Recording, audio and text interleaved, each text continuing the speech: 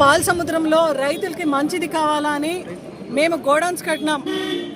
ఎందుకు కట్టినామంటే vegetable fruits stock పెట్టుకునేదానికి కట్టినాం.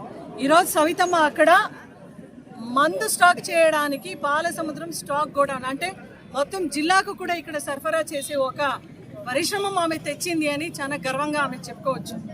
ఎందుకంటే నిరుద్యోగులకు లోడింగ్ అన్లోడింగ్కి అక్కడ పని ఇచ్చింది. ఇదే తరుణంలో మంత్రి సవితమ్మ పనిచేస్తూ ఉంది. ప్రైవేటైజేషన్ మెడికల్ కాలేజ్ ఆపమంటే ఆపదు. ప్రీకార్డు మూస్తున్నారమ్మా, అది ఆపంటే ఆపదు. ఎక్కడైనా అభివృద్ధి పని చేయమంటే అసలు ఆమె చేయదు. ఏం చేసావంటే రాంపురం వైన్ షాప్ తెచ్చినామని ఘనంగా చెప్పుకోసవితమ్మా. ఇదే నువ్వు చేసిన ఈ 1.5 సంవత్సరంలో ఏదైనా పెనుగొండకు మంచి చెప్పింది ఏంటి? సవితమ్మ ఏం చేసింది? వైన్ షాప్ తెచ్చింది. సో పెనుగొండ ఎమ్మెల్యేగా నువ్వు చేసిన ఘనకార్య ఇదే అని, అది బాటిల్ పైన 10 రూపాయల కమిషన్ కూడా తీసుకుంటున్నావు. సిగ్గు లేకుండా నువ్వు ఈరోజు చేస్తూ ఉండే ఈ పనిని ప్రజలందరూ కూడా నిజంగా ఖండిస్తున్నారు. చంద్రబాబు నాయుడు గారు, మీరు వెంటనే ఈ సిబిఐ ఎంక్వైరీకి మీరు ఇవ్వాలి.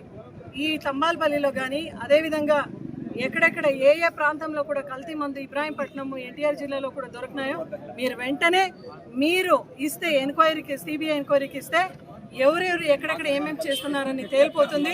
సవితమ్మ, గతంలో నువ్వు అసెంబ్లీ సాక్షిగా చెప్పినావు కదా, అంటే